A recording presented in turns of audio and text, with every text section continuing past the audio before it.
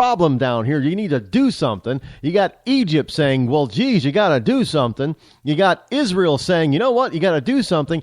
And there was even talk, and we know this happened, where Saudi Arabia and Egypt was saying, you know what, if you're going to go and attack Iran, because in order to keep them from getting nukes, you can use our airspace. We give you permission. That kind of military cooperation would never happen any other way. You've got NATO chiefs out there saying, you know, there's a problem here, Mr. President. You've got Japan sitting over there scratching their head saying, why are you guys here if you're not going to protect us and do anything? I mean, you got all these bases in Okinawa, and yet China's aggressively taking over everything over here, and you're not doing anything to stop them. There's a problem here, Mr. President. Britain, I mean, their prime minister, Cameron, has to school our president on what terrorism is and who terrorists are. There's a problem here, Mr. President. And this guy's ignoring everything. And yet he still wants to cut them. Does he not realize that without the military, his social state is not going to exist? If he wants a socialist state, does he not realize it? Look, you got socialists and communists. They had big, strong, powerful armies. Think about it. You got socialists and communists have big, strong, powerful armies. You had the Nazis had a strong army. Even the Japan, well, they were imperialists. That's a different thing. The Soviet Union had a big, strong, I mean, they were a superpower. And now you got China coming on strong with a strong army. I mean, does he not realize that even if he wants to have a socialistic state, he's got to have an army to protect it? He's totally destroying it. That's why I'm trying to figure out, this guy, he does and moves in one direction. That he wants to totally transform this country, make it a socialistic state. That's if you like that kind of thing, that's fine. But on the other hand, he is taking away the ability of that socialistic state to protect itself from people who don't want socialism or who want their form of socialism, not his. I mean, you would think it'd be just the opposite. And all you people out there who are afraid of possibly the government, cracking down on people and trying to come up with martial law, look, this president has decimated our military so bad that I don't think most Americans have anything to fear, just like the rest of the world doesn't. I mean, folks, what you don't realize. And again, this is a president who doesn't care about law. We have a law that says we must have 11 carriers minimum. That's the law. 11 carriers minimum. We've got 10. 5 of them are basically in dry dock for repairs and maintenance. We've got 5 carriers on the open seas defending this country and our allies. When we have a law that says 11 minimum. And this guy wants to cut back on the military even more. He wants to cut back on more troops.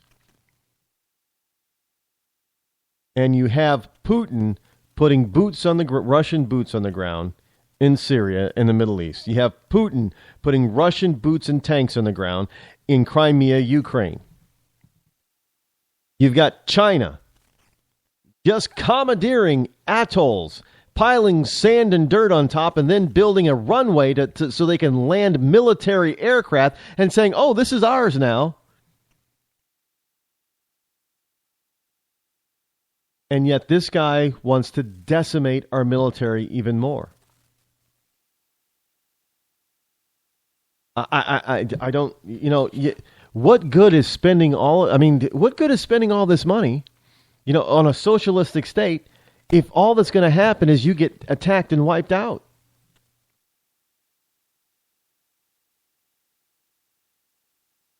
That's why I no longer understand this guy.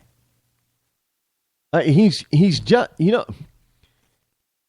a 12-year-old boy playing president. That is the only logical explanation behind this.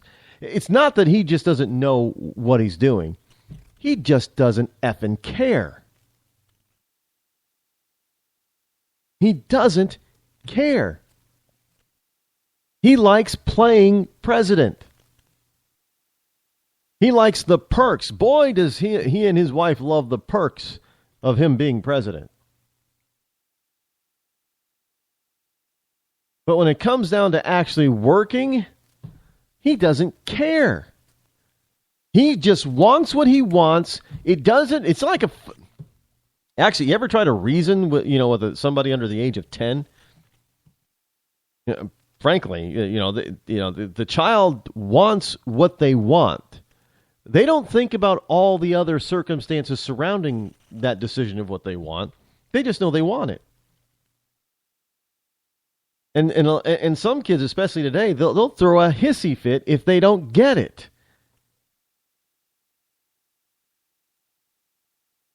Well, I want. Well, we can't afford it. Well, so what? We can still get it.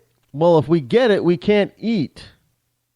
I don't care. I want it. I mean, that's the way kids are. They can't see the big picture. They're not mature enough to see the big...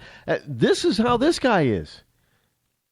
It's like he cannot see the big picture because there's that one toy, that one social program that he wants. And he doesn't care about anything else. It's like, don't bother me with that. Yeah, fine. Putin's in Crimea, so I don't care. I'm trying to change fundamentally change this country here. Mr. President, we need a strong military in order to keep Putin from doing it. Screw the military, man. I want to take that money and spend it here. Serious. This is what this guy's like, which is why why take on the position if you're not going to fulfill the role of that job. All he wants to do is play at being president. I mean, how many rounds of golf has this guy been on? How many games of basketball has he played?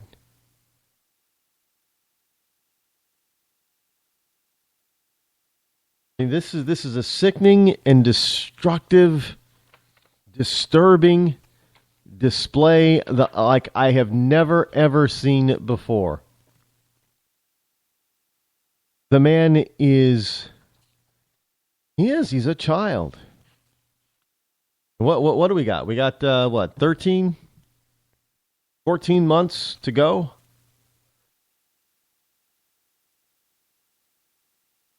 I don't think that there's going to be a financial collapse that takes us out.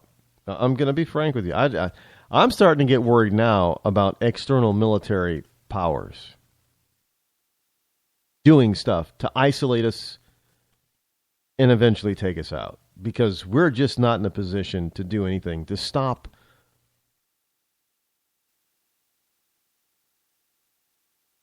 If you think that China would be a cakewalk, no way, not anymore.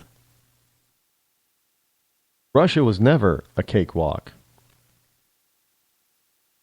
They've been building, and this notion that you hear all these people say, well, all these other nations, they don't spend that much in defense, which is absolutely BS.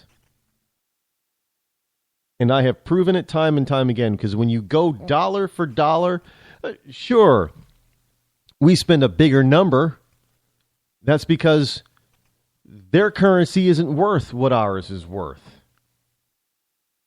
But if you were to equal it out, as economists often do with, standardized or constant dollars, when they're telling us about income, Well, and they do think, well, yeah, in $2,000, this is what this cost, and this is what people were making in $2,000, and adjusted for inflation and all that kind of stuff. Well, you do the same thing with China, and you find out that they're spending just as much as we are.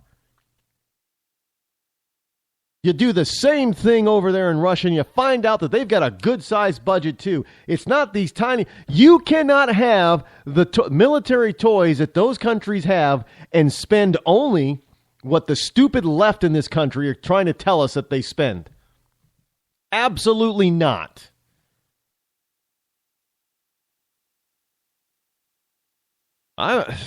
That's all. It doesn't take a rocket scientist to figure that out.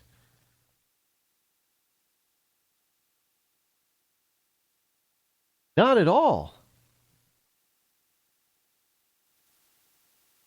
Got China out there. Well, now look, you have to understand now.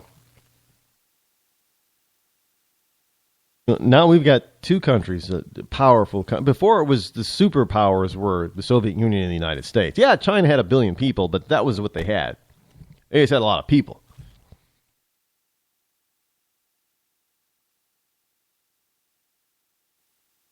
I find it interesting because a lot of people know that the original Red Dawn movie, Red Dawn, Patrick Swayze and C. Thomas Howell and a couple of other up-and-coming stars of that time.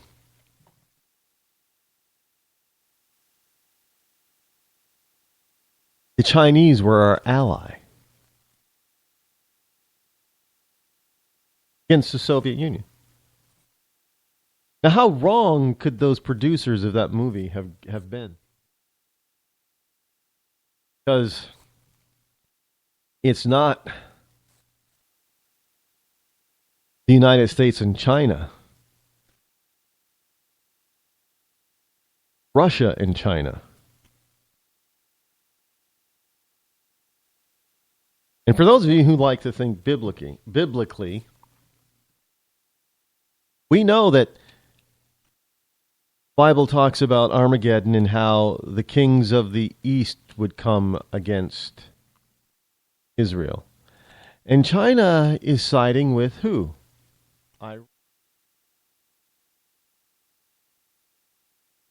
Supporting Iran, supporting Hezbollah. And who's the other country in the east?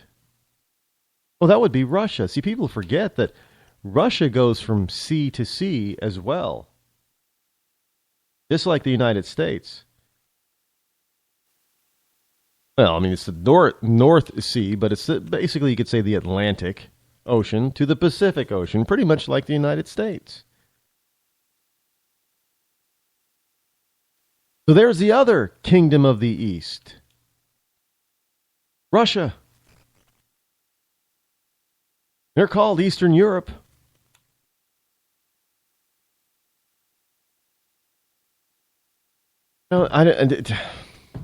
And again, who are they supporting? Supporting Assad. The United States is supporting the so-called rebels against Assad. Now, what will happen is that, if we actually get our act together on this one, there is something that we can do together, and that's wipe out ISIS. But after we wipe out ISIS, then all those guns that are pointing at ISIS have to be pointed somewhere. And they'll be pointed at each other. The United States and Russia and China can team up to wipe out ISIS, but after ISIS is gone, where do you think those weapons are going to end up pointing up from China? They're going to be pointing at the U.S. because we're supporting the wrong side, according to them.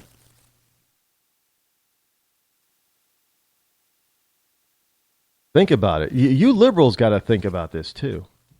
Because your liberal utopia cannot exist. It cannot exist without a strong military protecting you. It just can't. Frankly, I don't know. Well, I guess we just have to put up with 14 more months of the boy king